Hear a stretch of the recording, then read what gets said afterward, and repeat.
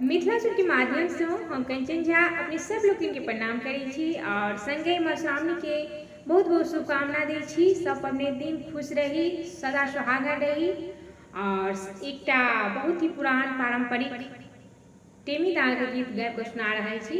आशा करै छी जे गीत नीक लागत तो लाइक करब, शेयर करब। जे कि गोटे सब्सक्राइब नहीं केने छी हुनका सबसे निवेदन अछि जे चैनल के सब्सक्राइब करब। धन्यवाद। जय मिथिला, जय मैथिली। सुनिए गीत। चलू चलू बहिना हकार पुरैले, टुन्नी दाई के बारेलखिन टेमी दागैले। चलू चलू बहिना हकार पुरैले, टुन्नी दाई के बारेलखिन टेमी दागैले।